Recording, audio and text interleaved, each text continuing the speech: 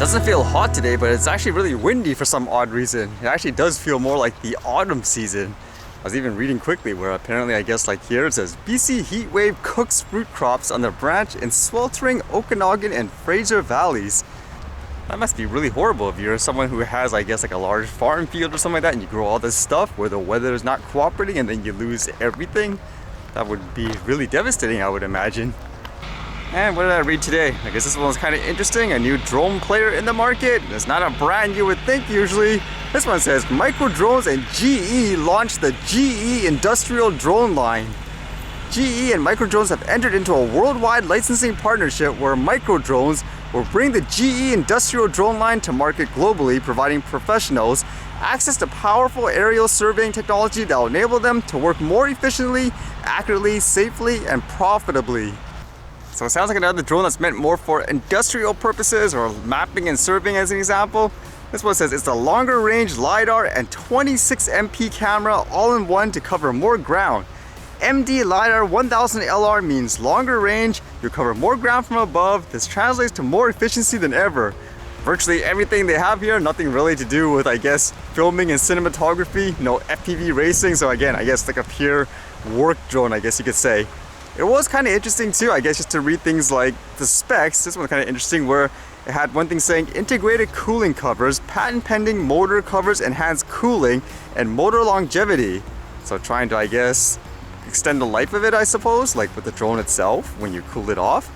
I suppose one of the most interesting thing though is a lot of drones in the future, especially I guess the ones in the US, since they have all those new remote ID laws. This one here specifically says remote ID enabled. Broadcast device enabled to comply with unmanned traffic management systems and remote ID requirements. So there's an example where a lot of manufacturers, I guess, they're going to try to adapt to this thing, which makes you think too, because with that recent announcement of Autel announcing that they're going to discontinue support for the Evo, this actually could be a reason why a manufacturer would do that, because if they're going to require things for remote ID and all that, there's no point having, I guess, like those older ones unless you have some way to readjust everything.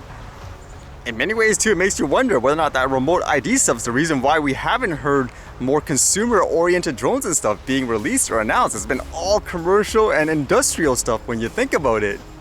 At the end of the day, who would you trust? Would you actually trust a brand like GE for your drones, I guess you could say? Or would you trust the more established players? I know overall, in terms of market awareness, I'm not talking about, say, enthusiasts or people who actually read about that stuff. Most people still don't know, like, let's say, who a DJI, Autel, or Skydio is when you say it. That's why I say even before, even though that GoPro one was a complete failure in terms of a drone, they have more of a market brand, I guess, awareness with the consumer. So in my opinion, it's still anybody's game in terms of who's going to be the quote, I guess, market leader in the future.